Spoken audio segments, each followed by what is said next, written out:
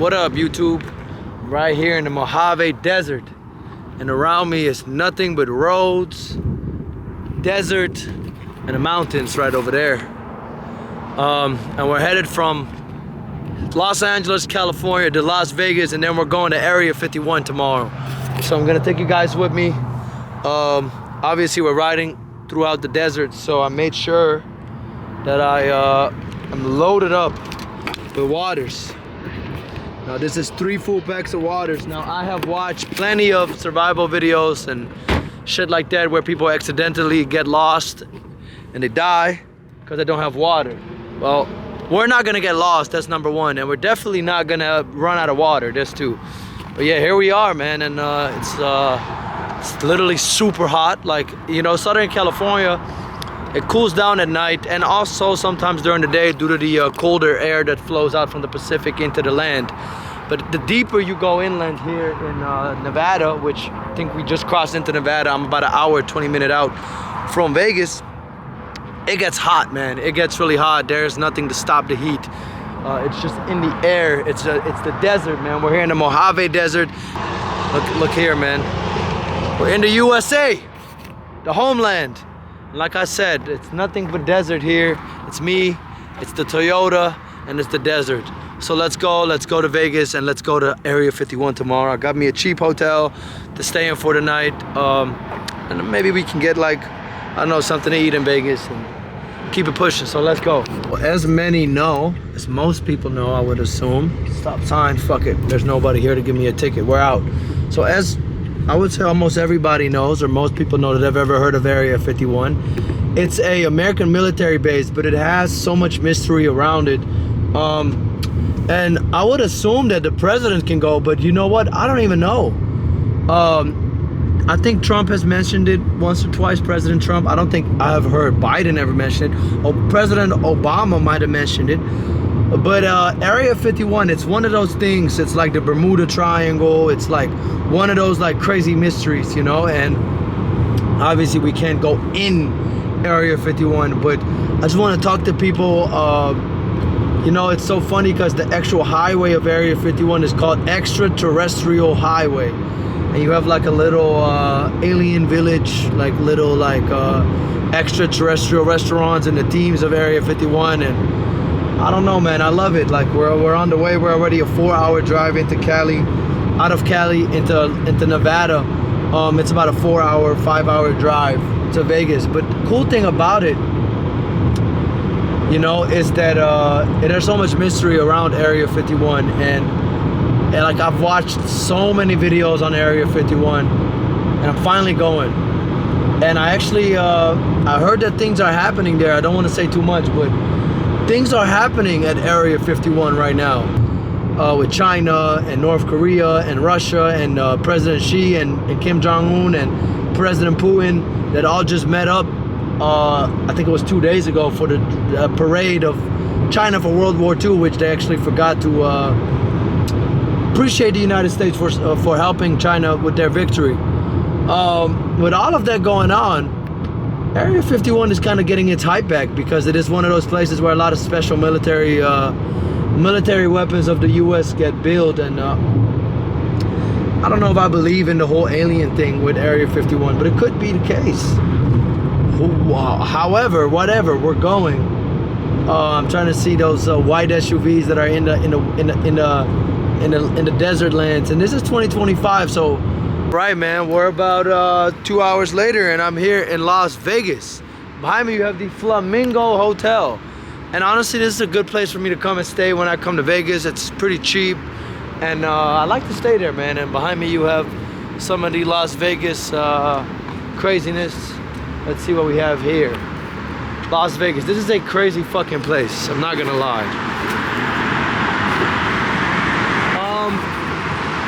But yeah, we're here only for tonight. I have no intention of being here for more than just tonight. Tomorrow we're headed to Area 51, and then we'll see what happens after. I didn't bring too many clothes. I got my backpack, and I got a little plastic bag right here with some stuff in it. Grab that. Whoops. Yep, got it. All right. And I would recommend, if coming to Vegas, a hotel like Flamingo is a recommendation that I would give you because it's cheap. And I would recommend you download this website, or I mean this app. I would recommend you download this app. Let me make a picture of this car so I remember where it is. I would recommend you download this app called Hotel Tonight. It's a really good app and it'll always give you good prices. Cars parked, man. Let's head out here into Las Vegas, the nightlife of Las Vegas. Now this place gets pretty wild. I've spent a bunch of time here. I've been here a bunch of times, but it's good to be back. I'm gonna go and check in. Well, I'll show you guys the check-in process. I'm gonna go ahead and walk to the lobby. We're able to do a mobile check-in here at our check-in, and look, it shows my reservation. You can see my reservation. I don't have to see anybody. Now let's hope that there's no deposit, because I hate fucking deposits. Confirm room. Check in. You are checked in, and it's a show, it's a club, it's a party. The answer is yes. Okay, whatever. Floor 19, room 19128. All right. Where the hell's my room key, buddy? There you go. We got the fake Eiffel Tower of Vegas on my room key. Should I get one more? Great. Check-in complete. I don't have to see anybody. This is awesome. That's it. All right. Let's head to our room, everybody. So let me tell you a trick about Vegas. The longer you wait, the more expensive your room gets, right? Let me turn the AC on.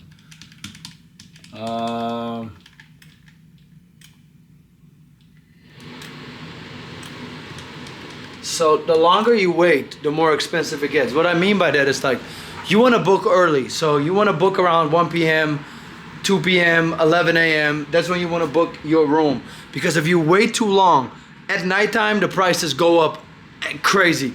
A room that could be $50 at 11 a.m. will cost you $300 at 11 p.m. in Las Vegas. So you want to book early. I got a great room. This room is $50. Now, mind you, I'm by myself, but it's actually 2 beds. So if I was here with my homie, it would have been $25. Vegas is really cheap, especially during the week. They have a fridge, they have a safe. They have great AC. I'm gonna get it nice and cool in here so I can sleep well. And I have a beautiful bathroom with plenty of towels. Now it's time we head out. So let's go.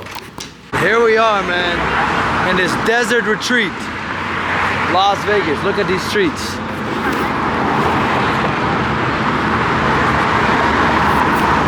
Man, it's hot. I love that though. Caesar's Palace right over there. I think there's an Elvis statue somewhere, you know, as a statue hunter. I want to find the Elvis statue. I want to find it, the Elvis Presley statue. There's a long history of Elvis Presley here in Las Vegas. We could talk about it if you want. Las Vegas is like a big circus. This place is like loco, bro. Holy smokes. Holy fuck. I've always had discussions with people about what is the littest place in America. I've always said I think it's Vegas.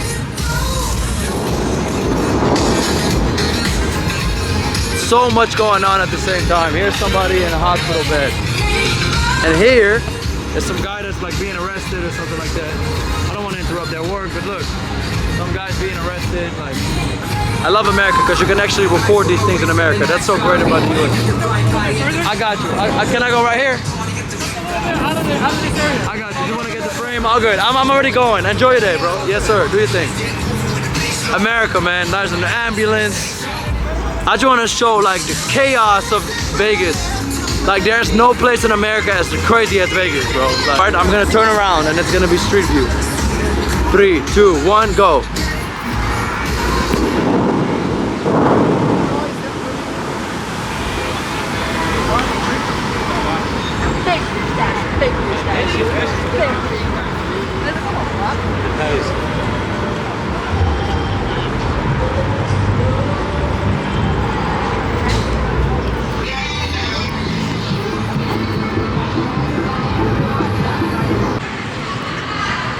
Right here, man, they made like a fake Venice, Italy right here behind me.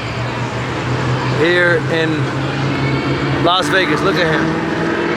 Now if you come here with your love, if you come here with your beautiful loved one, you probably want to ride the fake Venice boat tour with them.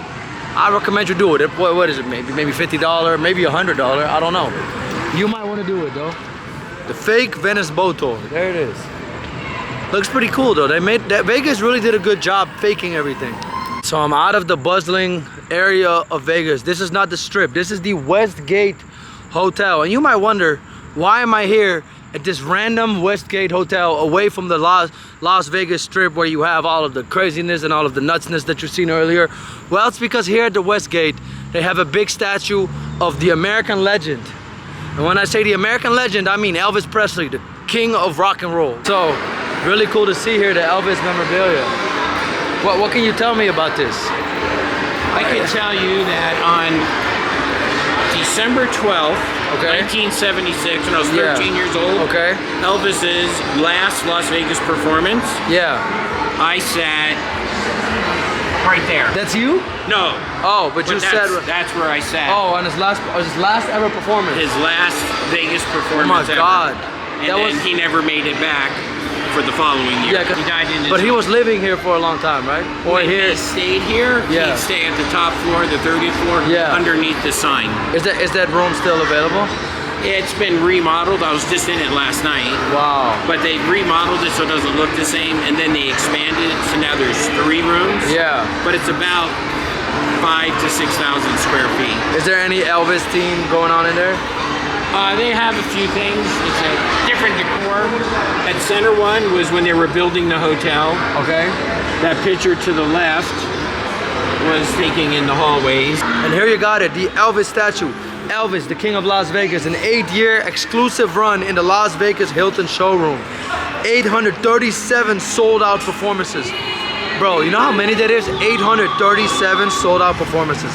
Entertained some 2.5 million people. Las Vegas all-time favorite and successful performer. Elvis Presley, the legend, the king of rock and roll.